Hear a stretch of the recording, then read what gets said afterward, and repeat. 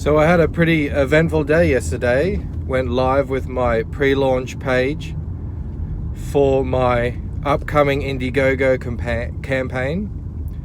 So the campaign is called, the book is called The Lucent, and well, the series is called The Lucent, and this book is Waking Dream. So it's The Lucent Waking Dream. And yeah, so that page is live and it's now taking emails, and there you'll find an elevator pitch. I uploaded a video, it's got the elevator pitch on it, a bunch of panels and pages in that video, so go watch that, go check it out. That's actually the featured video on my channel now, so you can go see that there. It's you know, there's places, little spots on the pre-launch page where you can write, you know, what kind of features is going to be in the campaign. I say in mine it's a 55-page story, main story in the book, and depending on how well the campaign goes, it could go up to as much as, say, 30 extra additional pages of content, not story but other content. I was thinking I've got a bunch of character interviews that I could put in there, and also a sneak peek of the second book, which is yet to be named, to entice people once they read the first book to get the second one as well. But that's for the future. So the campaign will go live in April. Not sure when exactly in April. Lots of nuts and bolts to figure out. I'm obviously still working on the book. It's I'm working on the colors at the moment, and the formatting and the lettering. I'm doing all this myself, so it's a bit slow going, but it's coming along well. So I've done there's a cover up there already. That's the main image of the campaign, and the first stretch goal will be to put a nice UV spot UV onto the cover. The cover, I'm hoping, is going to be matte varnish, and then with this stretch goal, put a nice, beautiful, shiny spot UV onto it. When you see the cover, it's a woman. That's the main character, Ella Forsyth. And when you first look at it, you might think, okay, it's someone flying towards you. And then you see, well, hang on, there's a building in the background. And maybe you see, well, actually, she's flying down. You're looking up at her. The building, you'll see the perspective. She's coming down towards you. Then you'll see that, well, actually there's another element to this. It's actually a puddle of water. You can see the outline on the sides of a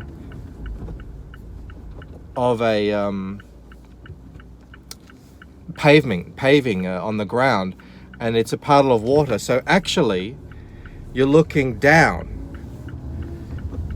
straight down into the reflection of a puddle, which is looking up and seeing her come down at you. The point being that this is a story about the intersection between dreams and reality. It's a play on that, you know, you're looking through into a reflected world. So I think, you know, the spot varnish right on that, just on that puddle, will just really sell that concept and make the cover shine. So fingers crossed that all works out and we can get that done. It's becoming apparent now, especially for guys like me who are pretty much unknown, haven't made a book before, that you really need to get a pre-launch page out as early as possible and start collecting emails, so that on the day you launch, you get a nice good bump that puts you up in the trending, gets people excited about it. People see that people are spending money on it. They think, this is something that people, they might want to get on board. You don't want to miss out on. So yeah, I'm really happy to have the pre-launch page up. I tweeted about it. There was a lot of excitement going around on Twitter about it. A lot of people retweeting it. It's great to get good comments. People are commenting on the colors and the art. And that's all fantastic. On another thing a lot of people are doing, and I've done as well, is offering an exclusive product. So if you sign up now on the pre-launch page, and it costs you nothing, you just put in your email address. If you go on to back the campaign, you'll get an exclusive postcard that won't be available during the campaign. You're the only people who sign up now will get this postcard. So that's a nice little extra incentive, I think. And I'm seeing a lot of other people doing that. I saw Ethan Van Sciver's offering an exclusive, I think it's a Salamandroid trading card, and I think Narwhal offered a little book or something. That's pretty cool. But yeah, it's a great extra little incentive to do. But just overall, in conjunction with this, I'm really trying to ramp up my social media presence, get out there more on Twitter. I've started uploading to YouTube regularly, and it's been going great. It's been going better than I thought it would. When I started uploading again, I used to have this channel just about 5 years ago. I uploaded a bunch of videos and I had 55 subscribers. Since I started re-uploading again late last year, I've gained 75 subscribers. So welcome to you all. Thanks for coming on board, and hopefully it just goes up and up from here. It's like I said, it's so important for guys like me who, we're trying to sell ourselves without anything to go off historically, whether it, be a book or a name or anything else, that we get ourselves out there on Twitter and on YouTube. I've also got an Instagram account. I'm going to start trying to upload to that more. It's just a bit tricky to manage all this stuff on top of all the work I already have to do, but you got to do what you got to do. Get that, got to get yourself out there. So yeah, another great way to make new connections and meet people is to do fan art. It's not only is it a cool and interesting way to help other people out, get their books out there, get people donating to their campaigns, but it's a good way to give yourself some extra content and build up your cred a bit if you're an artist like me. So yeah, I've been doing a bit of that, putting up time-lapse recordings on YouTube. It's all part of it. It's all, I've got 2 months now until April to get as many people excited about my project as possible. So I'm going to try and do anything I can to get myself out there, get eyeballs on my campaign. The next step will be trying to get on some streams. It could be difficult given the time difference, and I work full time. So, but yeah, I'll just have to try and figure out how to make it work. Also, as well, I don't even know if my internet can handle it. It's pretty spotty at best, but got to try something. But yeah, in general, the response has been really positive, and that's got me amped. I'm really couldn't be happier about how it's all going so far. It's only been going a day. I've got a bunch of people who've signed up already. People are retweeting and talking about my book. Yeah, loving life. Most of it at the moment has to do with the art. People love the art. That's great, fantastic.